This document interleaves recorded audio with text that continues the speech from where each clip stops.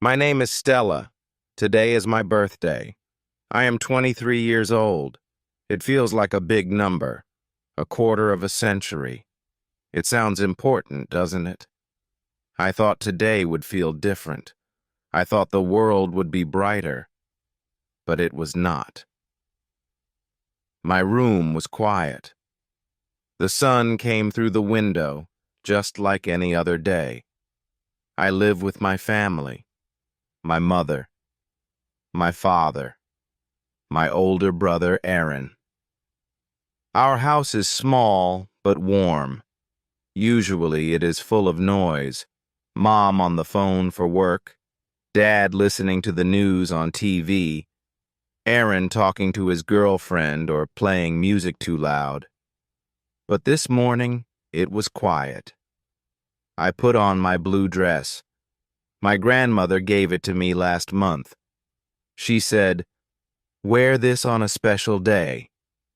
So I wore it today. In the kitchen, my father sat with his newspaper.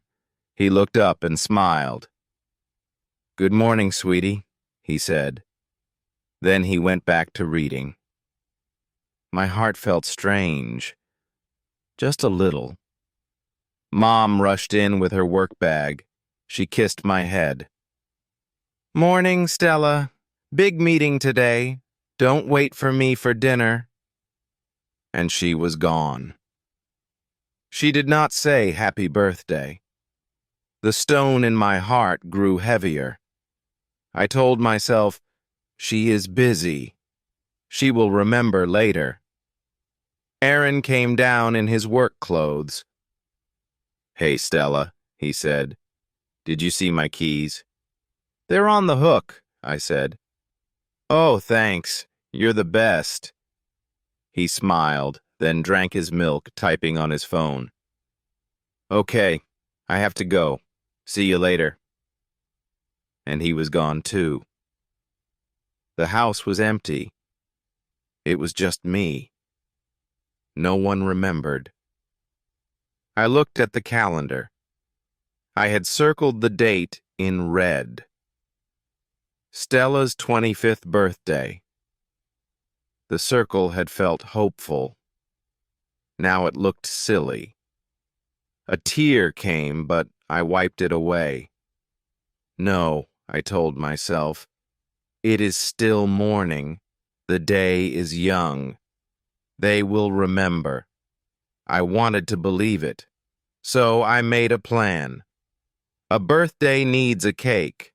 If I baked a cake, maybe they would remember. I thought of lemon drizzle cake, my mother's favorite. She always said it tasted like sunshine. I went to the store. The sun was warm on my face. For a moment, I forgot my sadness.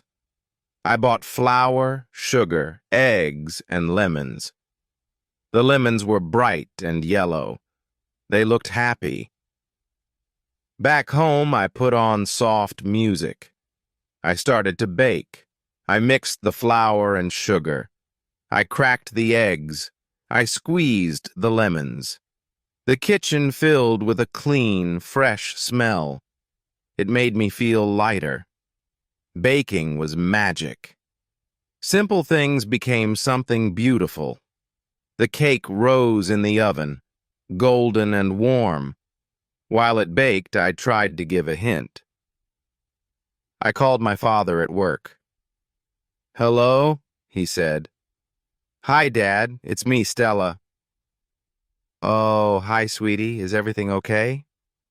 "Yes, everything is fine," I said. "I just feel older today."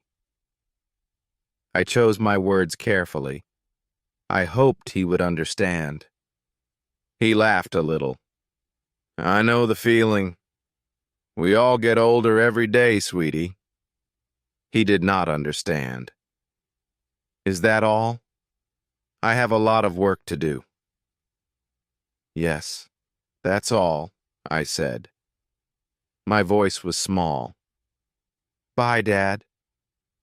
"Bye." He hung up. The little stone in my shoe felt bigger. It was starting to hurt. I called my brother Aaron. He answered on the third ring. Stella, what's up? I'm really busy. Hi, Aaron. I just wanted to say hi. Oh, okay. Hi. Look, today is crazy. My boss is angry. My project is late, and I have to meet Sarah's parents tonight. I'm so stressed. He talked and talked about his day, about his problems, about his stress. He never asked about me. He never asked, "How is your day, Stella?" I listened quietly. When he finally stopped, I said, "That sounds hard." It is. Anyway, I have to go. Talk later. He hung up. I never got to say anything more. The cake was ready.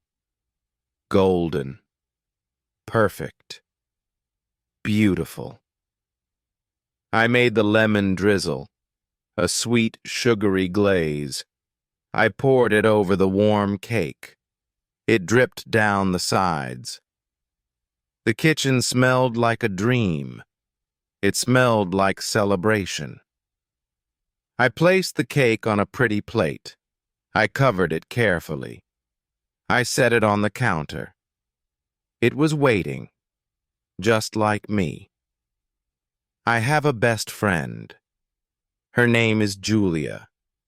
We have been friends since we were little girls. We always remembered each other's birthdays. We would call at midnight. We would be the first to say, "Happy birthday." I looked at my phone. It was afternoon now. No call from Julia. No message. Maybe she was busy. Or maybe she forgot. This thought hurt more than the others. My family was busy. But Julia, we were like sisters. I wanted to call her. I wanted to say, "Julia, it's my birthday. Did you forget?" But I couldn't. It felt wrong. A birthday wish should be a gift. You should not have to ask for it. If you ask, it does not feel real. It feels empty. So I waited. I watched a movie. I read a book. But my mind was not on the story. My mind was on the clock. Every tick was loud. Every hour that passed pulled my heart lower. Evening came. The sun went down. The sky was pink and orange. It was beautiful, but I could not enjoy it. I was just waiting. Dad came home first. He looked tired. "Hello," he said. He went straight to the living room. He turned on the television. He did not go to the kitchen. He did not see the cake. Mom came home later.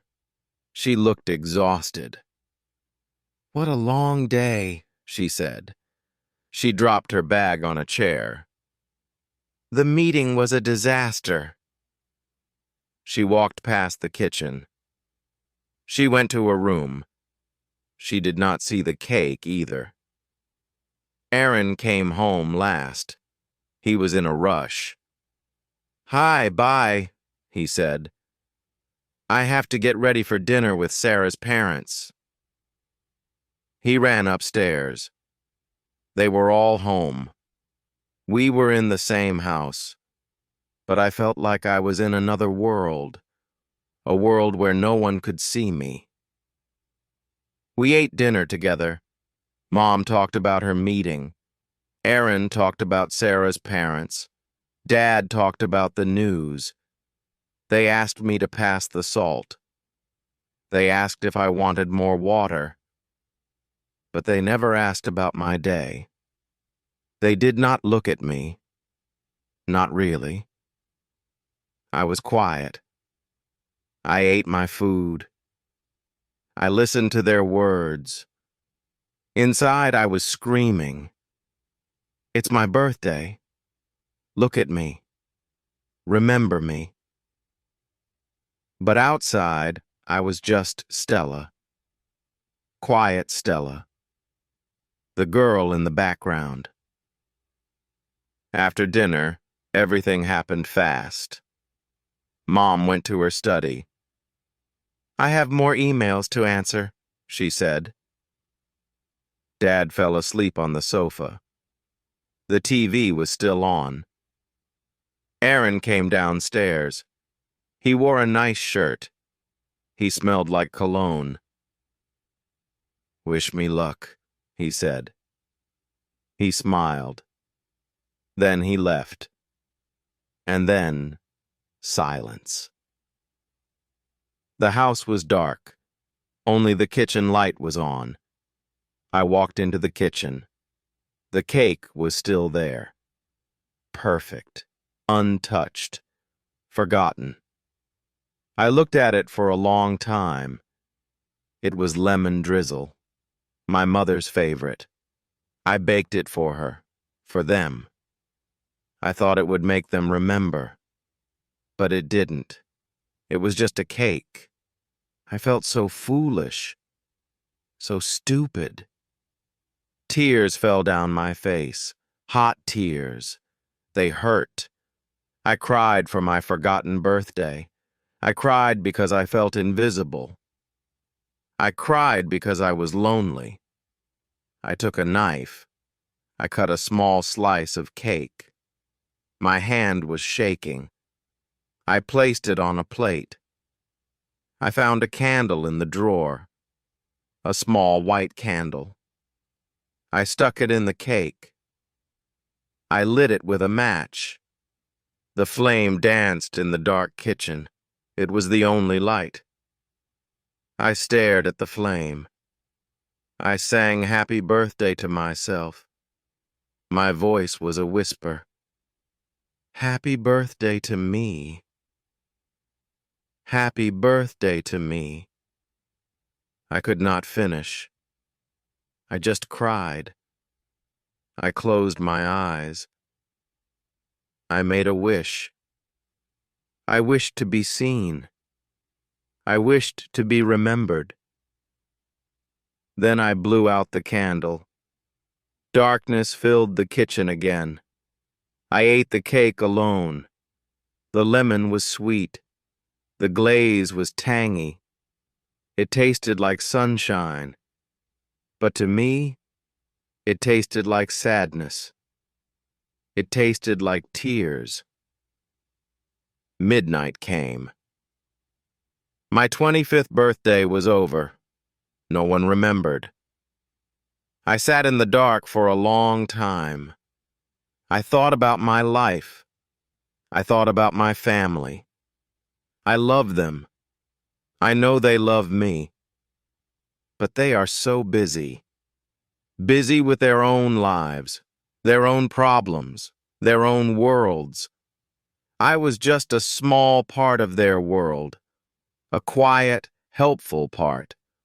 I was always the one who remembered.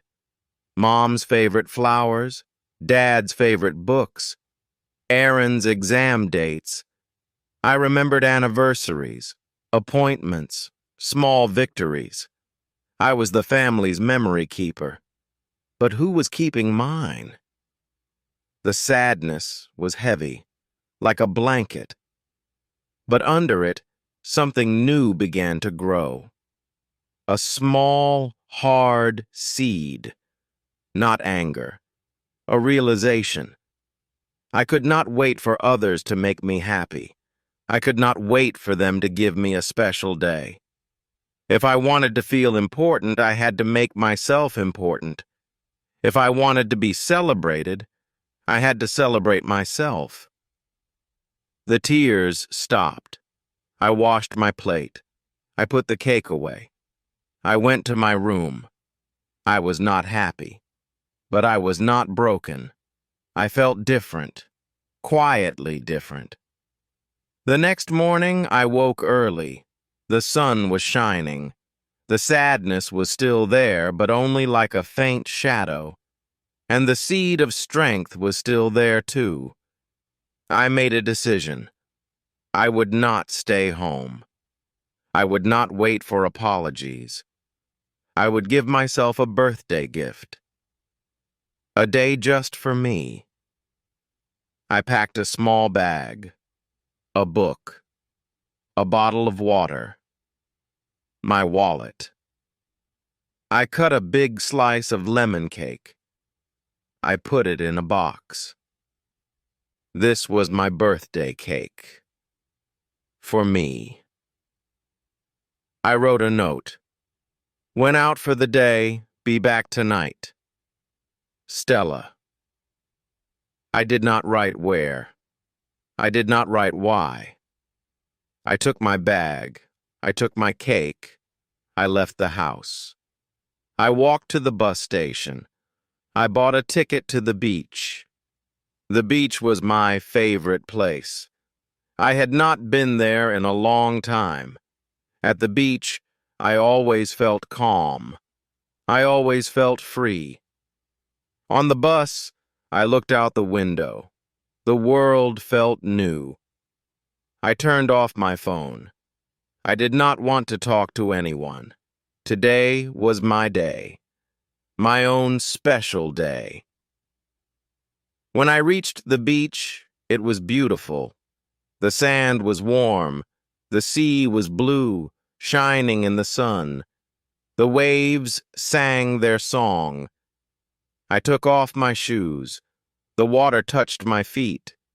It was cool. The sun kissed my skin. The salty air filled my lungs. I walked for a long time. With each step, the sadness washed away. The tide carried it out. I found a wooden bench. It looked out at the endless ocean. I sat down. I opened the box.